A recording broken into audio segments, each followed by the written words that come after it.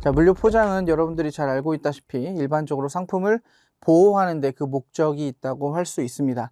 특히나 이제 물류 작업은 운송, 수송뿐만 아니라 이제 하역 작업을 하게 되고, 또 실제로 물건을 창고나 재고를 쌓아놓은 곳에서 보관하거나 운반할 때도 실제로 물건이 파손도 되기 때문에 포장을 어떻게 하느냐가 굉장히 중요한 한 부분이라고 할 수 있습니다. 그래서 이번 시간에 이런 포장의 개념과 또한 포장의 종류, 그리고 포장을 어떤 식으로 진행하는 것이 맞는 것인지에 대해서 한번 살펴보도록 하겠습니다. 자, 첫 번째가 포장의 개념입니다. 자, 포장의 정의가 나오는데요. 자, 여러분들이 기본적으로 알고 있는 포장의 내용과 유사할 겁니다. 자, 물품의 가치 보전 및 보호. 포장이라는 것은 원래 원칙적으로 물건을 보호하기 위해서 하는 것을 포장이라고 합니다. 물론 최근에는 공업 포장과 상업 포장이라는 것으로 나눠서 실제 마케팅이나 물건 판촉을 위한 판매를 촉진하기 위한 이런 포장을 하기도 하지만, 실제로 원칙적으로는 대부분 물건을 보호하기 위해서 포장을 하죠. 그리고 물품의 취급 편의 도모. 자, 취급 편의를 도모한다.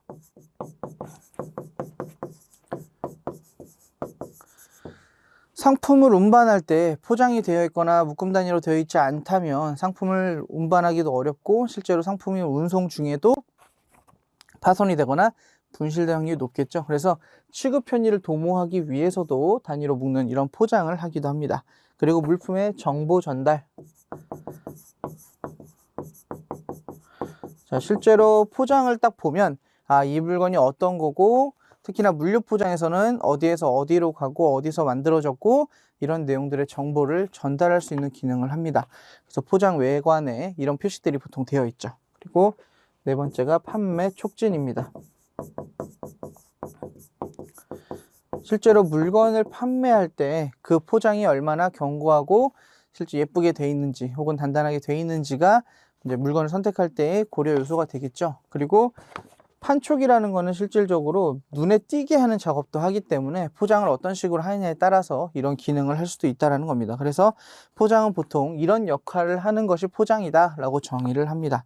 자, 그래서 두 번째 보시면 물류 포장에서 얘기하는 정의는 무엇인가? 자, 이게 일반적인 그런 포장의 정의라고 한다면, 자, 물류 포장은 수송간 발생할 수 있는 물품의 파손을 방지하고 물품의 정보를 전달하는 기능을 한다.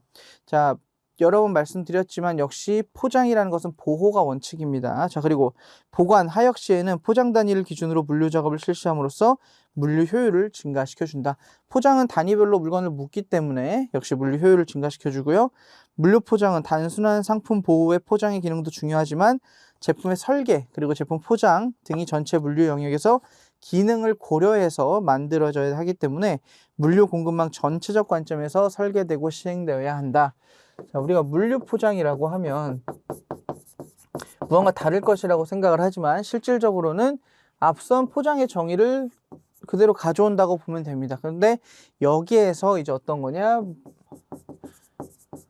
물류 활동에서의 보호를 위한 거, 그리고 합리화.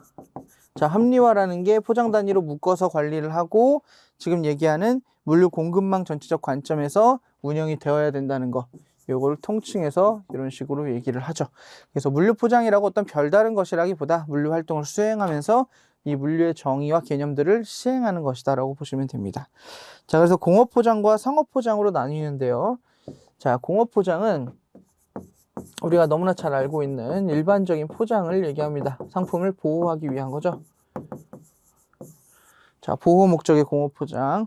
근데 공업 포장을 또 수송 포장이라고도 합니다. 일반적으로 상품을 수송 중에 보호하기 위해서 하기 때문에 수송 포장이라고도 하고, 자, 상업 포장 같은 경우는 상품의 판매를 촉진하거나 마케팅을 목적으로 주로 합니다. 그렇기 때문에 실질적으로 소비자들이 보기 때문에 소비자 포장이라는 말로 상반된 말로 설명을 하고요. 자, 공업 포장 같은 경우에는